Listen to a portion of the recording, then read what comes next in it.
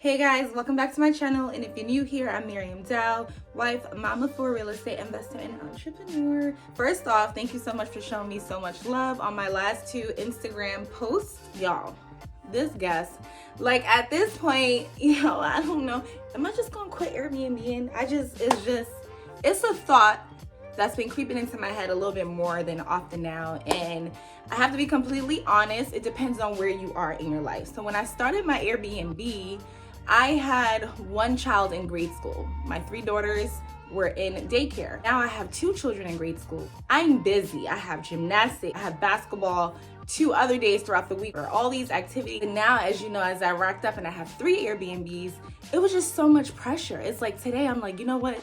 Let's sell this shit. I text my realtor, list it, let's sell the house. Then I'm like, no. Then I'm like, I'm okay. Then I get a guess and it's okay. Then I'm like, you know what? Let's rent it out. How much can I get for a Section 8? It's like I'm all over the place because it's the pressure. Wow. The pressure is getting worse. Depends on where you are in your life. You get what I'm saying? I got my sister managing the duplex. Location. The people that come to the Airbnb have been running into this more often now. Like Airbnb has definitely slowed down than previous years.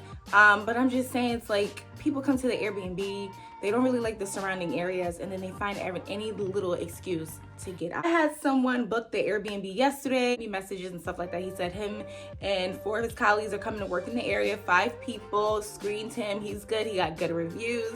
He said he's gonna be checking in a little bit late, like 10 p.m. I'm like, okay, bet. I reduced my nightly rate because right now is a slow season for Airbnb, so you gotta reduce it if you wanna be able to get any bookings at all. So now with reducing your nightly rate, you risk hosting a certain quality of guests. Now I know a lot of people just stop using Airbnb altogether because one is not consistent. You go to this Airbnb, it's nice. You go to another Airbnb and it's disgusting. So it's not consistent across the board. Airbnb has these crazy service fees. So it's like sometimes when the guests book, they think all of that money is coming to the host. No, these service fees, they charge the host, they charge the guests, and then the guest pays a lot of additional fees. He checks in, and now like I'm starting to get into the habit of trying to go to bed early so I could wake up early and just be more alert and get a lot done. So he checks in, a few hours go by, he didn't say anything. I'm in bed, 11:30 p.m. I decide to just message him before I go to bed. You can automate these messages, but I like to be really hands-on, so I usually just message the guests and I'm like, hey, just checking on you, how are the accommodations? He waits to respond, and it's like I'm about to sleep, and now I get a message right before midnight. He's like, you know what? I have to say I was taken aback. The house is very deceiving. It doesn't look like the pictures at all. I have a video just a few months back of me doing a full refresh of this house. You guys see I like replaced the carpets. I restocked up on like utensils and coffee mugs that go missing. These guests like to take stuff, restock on towels, fresh new towels. So it's like, what are you talking about? Fresh new bedding. I'm constantly making sure I have like new bedding there. Any little stain, we get rid of it. New bedding. I even got new pillows, so the pillows could be nice and plump, So it's like what I need to do. I know I need to paint. So I actually hired the painter. We're gonna go paint next week, and I'm just gonna take a look. So I'm like, here we go again. I'm like, what's the problem? He was like, there's cobwebs here, and the paint is chipping. And this is just, I stayed in so many Airbnbs. These people book an Airbnb in Trenton and think they're staying at the Ritz-Carlton. Okay, he sent me a picture of cobwebs up in the corner. He said that's in the master bedroom. Can't really make it out in the picture. And I'm so apologetic. And I'm like, I'm so sorry about this. Now we're like midnight. And I'm like, I can have my cleaner come in first thing in the morning. I apologize. Like, I don't know what you want me to do. The chip paint. I'm like, I'm so sorry about that. And he's like, no, I don't want to stay here. We actually can't stay here. I don't want to stay here. And he's like, the water is not hot. It's like lukewarm. So I'm like, what are you talking about? If you tell me the water is not hot, and you call Airbnb and you say the water, there was no hot water, that's something that it's hard to prove over pictures and videos. You know what I'm saying? So it's like, oh my God, these experience fraud to people. So I'm like, okay, sir, like, what do you want me to do? Do you want me to have the cleaner come over? He was like, no, we won't be staying. And he was like, what can you do about a refund? And I'm like, usually I don't do refunds, but I'm like, since he booked it the same day, I'm like, you don't even need the stress. The money is not worth the stress. It's not worth the blood pressure. It is not worth it. So it's like, he was supposed to stay for 4 nights. I'm open to giving you a refund, even though I usually don't give refunds because I have a firm cancellation policy, but I'm open to give you a refund. And I'm like knocked out in between messages. So then he says, okay, well, what can you do? It's like 12:20. So I just put the phone down. We could resume this conversation in the morning. I wake up, 8 something. He was like, look, we're trying to take a shower and the water is lukewarm, and you keep giving us vague answers. Show some respect. And I'm like, show some respect? You're sitting here expecting me to have a full conversation with you past midnight, and the pictures you're sending me doesn't warrant a full refund. So he keeps saying like, I want a full refund, or just charge me for the night that we stayed and refund the rest of the nights and refund the cleaning fee. And I'm like, you stayed the night. So you telling me it's dirty? It must have not been that. It was clean enough for you to stay the night. No, I'm not giving you a full refund. What I can do for you is I'll refund 2 nights. You're supposed to stay 4 nights. I'll refund 2 nights. I'm not refunding the cleaning fee. I have to pay the cleaner. You actually stayed the night. You used the amenities. You're telling me the water is not hot. I know it is. That's what I can do for you. And if you don't agree, please feel free to contact customer support, because I don't have the time. I'm not even a morning person. I'm here in the morning trying to feed these kids. I go to the gym, come back. I get a call from Airbnb. I get a message from Airbnb, and apparently he messaged me 10 a.m. and he was like, you have 1 hour to respond. This new system that they're doing where they message you and they're like, you have 1 hour to respond or we're closing the case. 1 hour? I could be getting an MRI. I could be giving birth. I could be on the highway. You want me to text and drive, sir? Like, what's up with these people, these 1 hour rules that they done started? What's going on with Airbnb? 1 hour is not enough time for me to get back to you. Tell me you have 6 hours to respond. And I understand it, because from the representative, they just trying to close the case and move on to the next one as soon as possible. So they're not trying to have 100 open cases. So if you don't respond, oh, well, you didn't, lack of responsiveness, we closed the case, we refunded the guest the full. No. So I see the message, I think like 11:14, I message him right away, and I'm like, hi, I have been very forthcoming with this guest. I have offered to have a cleaner come over. They don't want that. So it's like, if the house is really dirty and I offer to have a cleaner come over free of charge, then what is the problem? Is that really the problem? And in the message, he was like, he already booked another Airbnb. He was getting very aggressive. His message was nasty. And I'm like, you need to have some respect, because you're messaging me past midnight, expecting me to have a full conversation with you. I stayed up late just so that I can make sure you had good accommodations. You didn't message me saying that these problems were wrong with the house.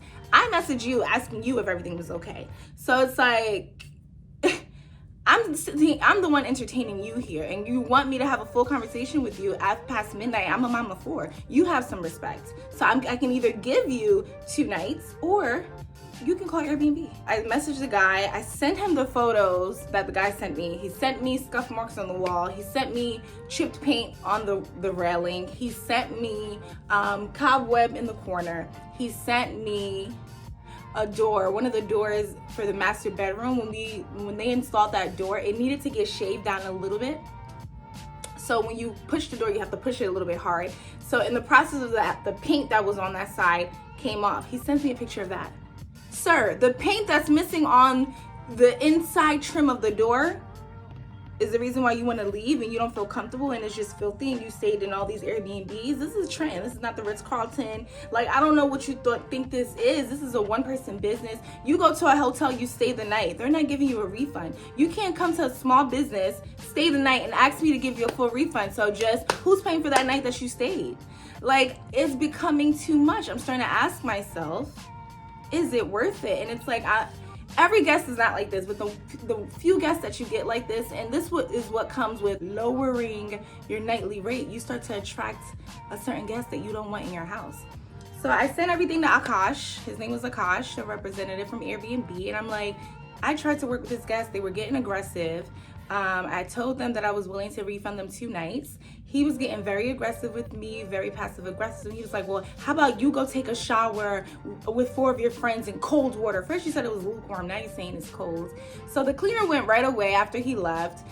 They left blood on the sheets. I'm not gonna share pictures of the blood on the sheets, it's disgusting. I'm gonna show you the pictures that he sent me that I also sent to Akash. And I'm like, I don't think this really warrants a full refund. So it's like, I don't think he really knew how dumb he sounded. So me trying to give him 2 free nights was like, sir, take this because I'm in a good mood right now and I just don't want to be bothered with the stress. You get what I'm saying?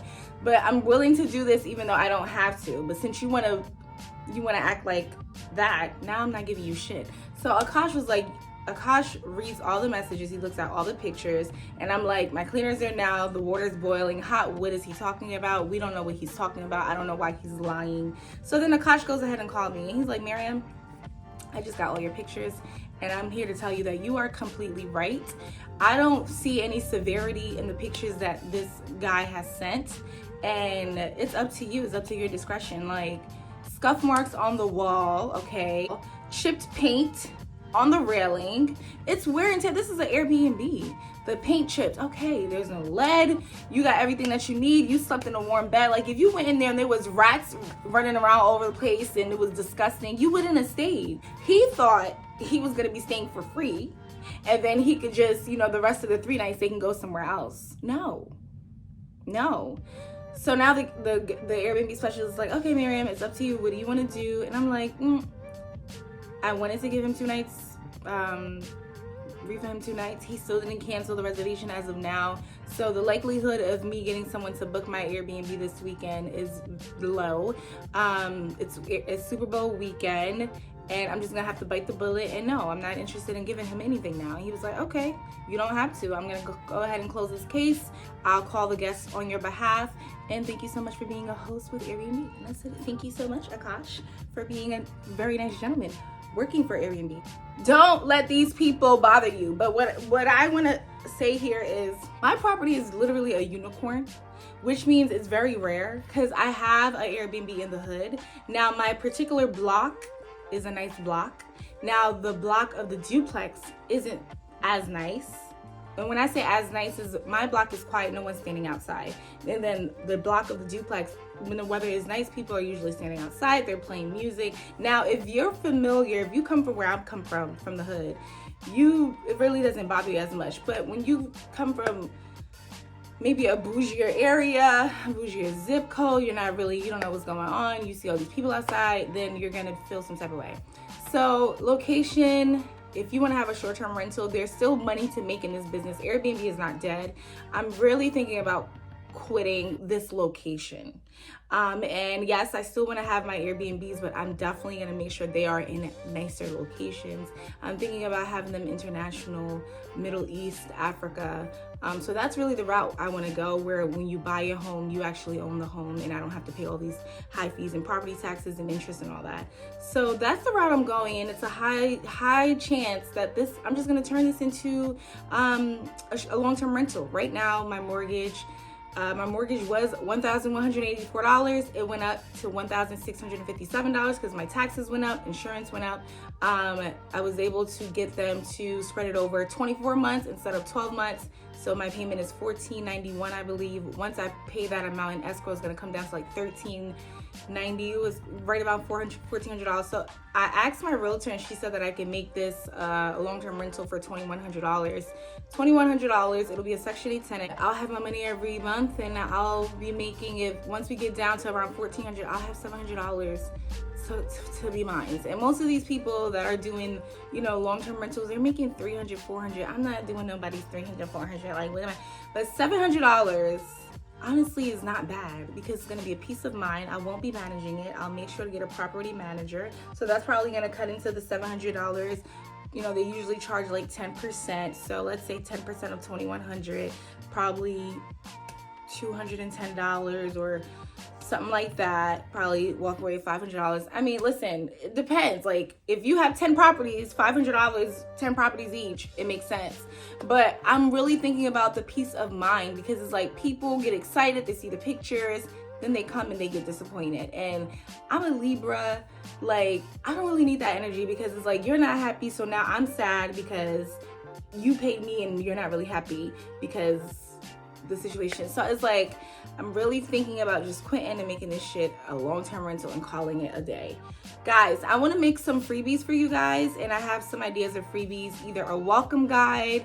I can make like a welcome guide template. You basically just fill it in what I use in my properties. I can make a long-term lease for you guys. Basically, I can just give you the ones that I have that my lawyer approved, and you can use it with your long-term leases. You can also use it for medium-term rentals. I can also make an Airbnb shopping list.